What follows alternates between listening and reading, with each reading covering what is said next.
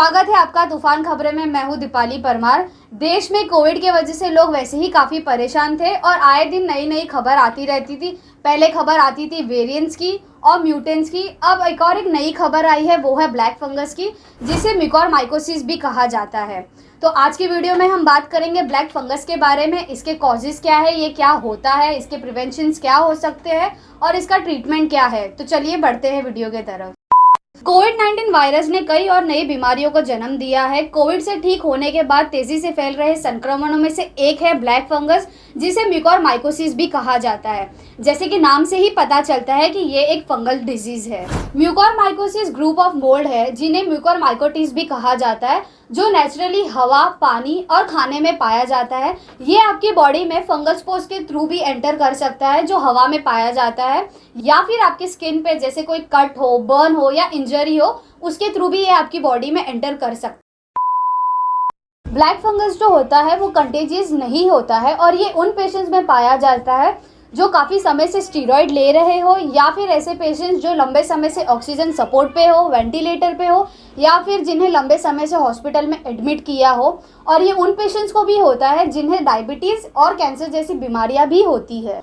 अगर समय पे इलाज नहीं किया गया तो ब्लैक फंगस जो है वो काफ़ी घातक साबित हो सकता है। कोविड-19 की जो दवाइयाँ हैं वो बॉडी को काफ़ी वीक बना देती है और आपकी इम्यूनिटी को भी काफ़ी लो कर देती है।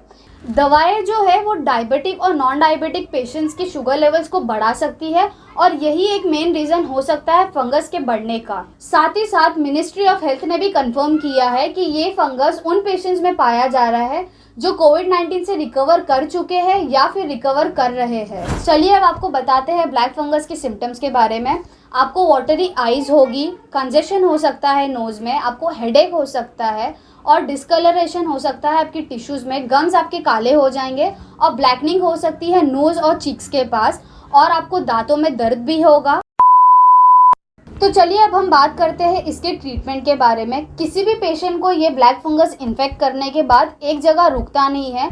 ये आपकी नोज़ यानी कि साइनस से फैलते हुए आपकी आँखों को अटैक करेगा।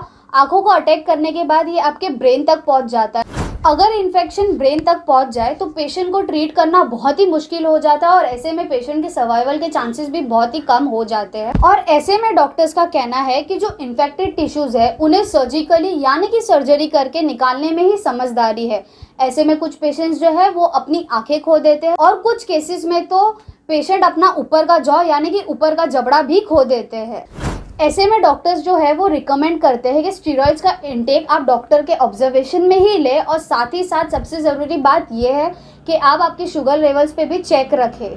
मीनवाइल जो है सेंटर ने स्टेट से रिक्वेस्ट की है कि वो इस बीमारी को सीरियसली ले और इसे इग्नोर ना करते हुए इस बीमारी को ध्यान देने वाली बीमारी घोषित कर दे। इस बीमारी को ट्रीट करने के लिए जो सबसे ज़्यादा ज़रूरी दवा है एम्फोटेरिसिन बी, उसकी शॉर्टेज के लिए भी ध्यान दें। किसी भी इन्फेक्टेड पर्सन के ट्रीटमेंट के लिए 20 वाइल की ज़रूरत होती है। उसमें से हर वाइल का कॉस्ट 5 से 6 हज़ार होता है। काफ़ी लीडिंग हॉस्पिटल के मेडिकल प्रोफेशंस जो है उनका कहना यह है जो पेशेंट इस इन्फेक्शन से इन्फेक्ट हुए हैं उन सब की हिस्ट्री में अनहाइजीनिक प्रैक्टिसेस थी, जैसे उन्होंने मास्क को लंबे समय तक पहना हो बिना धोए हुए। लेकिन दूसरे हाथ पे कई मेडिकल एक्सपर्ट्स ऐसे हैं, उनका कहना ये है कि ऐसा कोई क्लिनिकल एविडेंस नहीं है जो इस बात को क्लेम कर सके। तो चलिए अब आपको बताते हैं इसके प्रिवेंटिव मेजर्स के बारे में। तो जो पेशेंट ऑक्सीजन कॉन्सेंट्रेटर्स पे है या फिर ऑक्सीजन सपोर्ट पे है उनके लिए ह्यूमिडिफायर को क्लीन रखना बहुत ही ज़्यादा ज़रूरी है। ह्यूमिडिफायर में स्टेराइल नॉर्मल सलाइन यूज़ करें और उसे डेली चेंज करते रहें। मास्क को डेली डिसइंफेक्ट करें और जो पेशेंट स्टीरॉइड्स ले रहे हैं वो डेली चेक रखें अपने शुगर लेवल। तो ये थी जानकारी ब्लैक फंगस के बारे में। अगर आपको वीडियो पसंद आई हो तो वीडियो को लाइक, शेयर, कमेंट ज़रूर करिए और इसी तरीके से जुड़े रहिए तूफान खबरें के साथ।